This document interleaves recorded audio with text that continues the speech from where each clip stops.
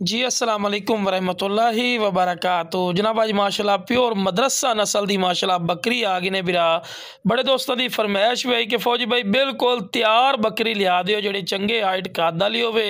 और जनाब वड्डे पेट होवे तो आज जनाब वड्डे पेट है माशाल्लाह बकरी ने क्वालिटी वाइज नंबर 1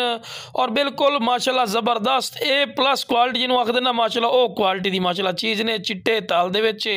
और माशाल्लाह फेस ब्यूटी ज़बरदस्त वाइट अख दे विच ने और बिल्कुल तैयार हो खलोती है बच्चे देवन नूं ज़्यादा ज़्यादा हफ्ता 10 दिन लैंदी बच्चे देवन नूं ठीक है बिरा और डिमांड ही मुनासिब होसी बिरा माशाल्लाह। इस तो बाद हवाना चड्डा भी तुहानूं चेक करवाने लाओ बिरा चेक कर सकते हैं माशाल्लाह चंगे हवाने चड्डे च माशाल्लाह जिवें फ्रीजन गाय का हवाना चड्डा होंदा ना माशाल्लाह इस तरह हवाना चड्डा है पिया और डिमांड ही बिल्कुल जायज़ और मकबूल होसी। हालांकि बिरा तुहानूं ही पता है कि मदरसा मंडी च अगर चले जाओ ना तो ये नाल दी बकरी जी है ना बिरा कम अज़ कम ये 75 तो 80 हज़ार रुपया आराम नाल मंगते पे और विकदी भी है पई ठीक है ना। लेकिन बिरा अपना रैट नहीं होना बिल्कुल जायज़ और मकबूल होना इन्हें रैट